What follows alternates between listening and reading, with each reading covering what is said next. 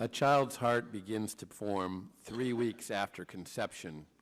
By the 5th week, her heart begins to beat, pumping blood throughout her little body, and her arm and leg buds begin to grow.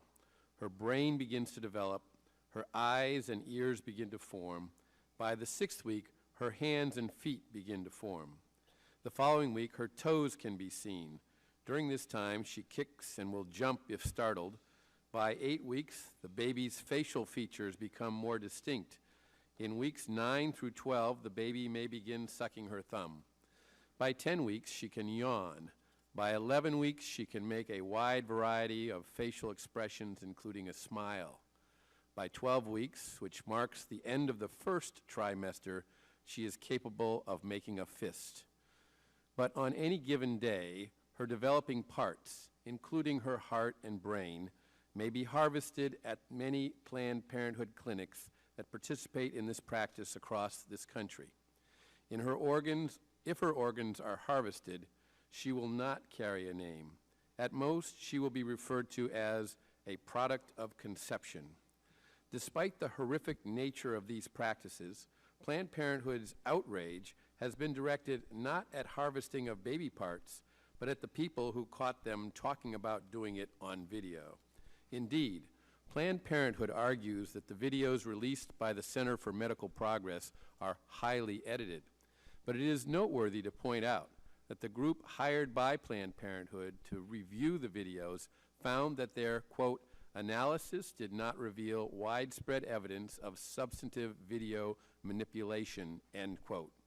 A second analysis, commissioned by Alliance Defending Freedom, reached a similar conclusion. According to that report, the recorded media files indicate that the video recordings are authentic and show no evidence of manipulation or editing, quote unquote. Today's hearing is about the content contained within the videos, including admissions made by Planned Parenthood officials that raise serious questions about the treatment of our nation's children who may be born alive following a failed abortion. For example, the Vice President of Planned Parenthood of the Rocky Mountains stated that in some cases, babies are being born intact. She further stated, sometimes we get, if someone delivers before we get to see them for a procedure, then they are intact, but that's not what we go for. To ensure babies born alive in such instances are given necessary medical care, the House passed H.R. 3504, the Born Alive Abortion Survivors Protection Act, which requires that babies surviving an abortion be given the same treatment and care that would be given to any child naturally born premature at the same age, and imposes criminal penalties at the federal level to prevent the killing of innocent human babies born alive. Moreover, these videos indicate abortion practitioners may have adopted new abortion procedures to avoid the risk of violating the Partial Birth Abortion Ban Act.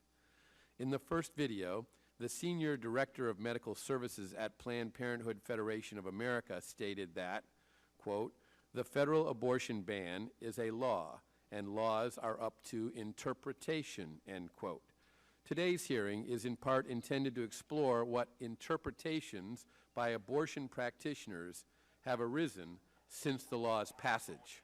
I look forward to hearing from our witnesses here today, and it's now my pleasure to recognize the ranking member of the committee, the gentleman from Michigan, Mr. Conyers, for his opening statement.